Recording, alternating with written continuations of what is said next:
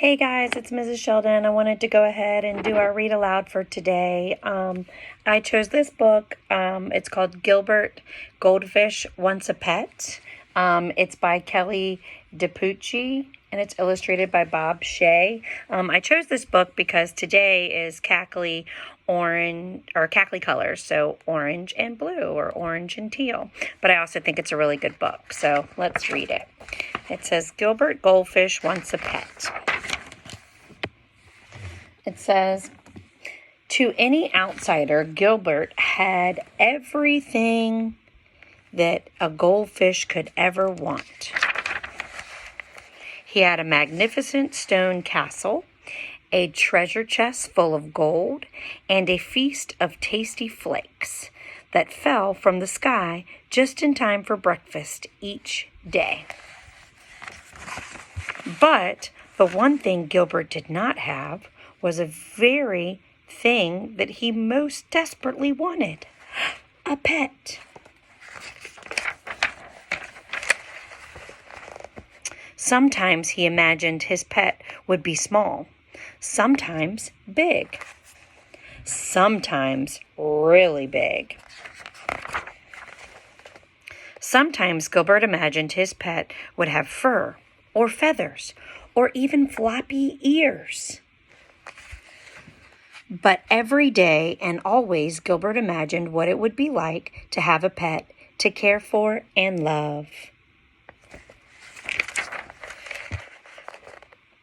Then one day, Gilbert woke up to find a dog barking at him. Bark, bark, bark, bark, bark. Gilbert blinked his eyes to make sure he wasn't dreaming. The dog wagged his tail and licked the bowl. Gilbert swam around and around in happy circles. The dog ran around and around in happy circles too. A pet, Gilbert gulped. I have a pet. The dog barked and barked and barked and barked some more. Bark, bark, bark, bark, bark. Gilbert never dreamed his pet would be so noisy or so thirsty. A week passed. A very tired Gilbert woke up and the barky bark dog was gone. The castle was quiet again. Gilbert was just a teensy bit relieved. A few days later, Gilbert noticed a small gray mouse piercing at him through his glass. Gilbert's little fishy heart went pitty-patter swish. The mouse licked her paws and sniffed the bowl. Gilbert swam around and around in happy circles. The mouse, who thought Gilbert was a large chunk of cheddar cheese, ran around and around in circles too. Squeak, squeak, squeak. A pet, Gilbert gulped happily. I have a quiet pet. The mouse sniffed, and he sniffed, and he sniffed some more. When the hungry mouse determined that Gilbert was not, in fact, a block of cheddar cheese, she ran away. And she never came back. Gilbert's little fishy heart went pitty-patter plop. More time passed, and Gilbert had just about given up on his dream when a fly landed on the rim of his bowl. Well, hello there, little fellow, Gilbert called out cheerfully. The startled fly buzzed around in circles. Buzz, buzz, buzz. Gilbert jumped up, and the wide-eyed fly was there to greet him in mid-air. A pet, Gilbert gulped. I have a quiet, friendly thump. Thack, I guess.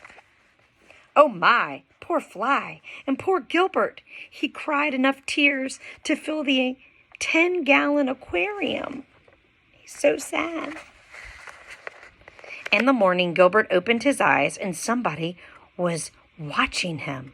Gilbert gulped. Somebody flicked its long tail and whirly whiskers. Gilbert cautiously swam around and round in circles. Somebody followed him. Gilbert jumped, and somebody jumped too. Gilbert thought, eyeing the curious new creature before him. Not too loud, not too rude, and not too not too squished.